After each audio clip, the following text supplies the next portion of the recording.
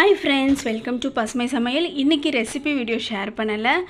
என்னோடய கிச்சனுக்கு வந்து புதுசாக ஒரு குக்வேர் வாங்கியிருக்கேன். அதோட அன்பாக்சிங் வீடியோ தான் உங்கள் கூட ஷேர் பண்ண போகிறேன்.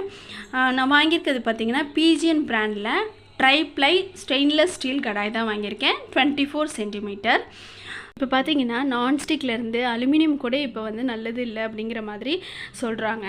அதனால தான் நான் வந்து ஸ்டெயின்லெஸ் ஸ்டீல் மாற்றிக்கலாம் அப்படின்னு சொல்லி நான் இந்த கடாய் வாங்கியிருக்கிறேன். நம்ம கிச்சனில் வந்து ஒரேடியாக நம்ம வந்து எதையுமே வந்து மாற்ற முடியாது. பட் ஆனால் கொஞ்சம் கொஞ்சமாக நமக்கு ஹெல்த்தியான ஒரு விஷயத்தை வந்து நம்ம மாற்றியே தான் ஆகணும், நமக்காகவும் நம்ம குழந்தைங்களுக்காகவும்.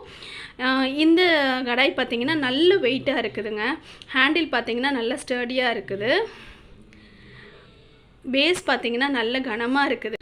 ஸோ நம்ம ஏதாவது ஃப்ரை பண்ணோன்னா கண்டிப்பாக இது ஒட்டாதுன்னு தான் நினைக்கிறேன். நல்ல ஒரு திக்னஸ் அதிகமாக இருக்குது. 3 லேயர் இருக்குல்ல, அது என்னன்னு பார்த்துடலாம்.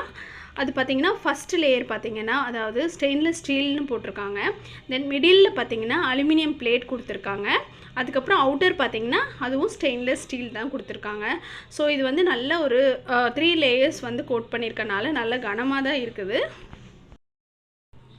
இதுக்கு கூட பார்த்திங்கன்னா லிட்டும் கொடுக்குறாங்க.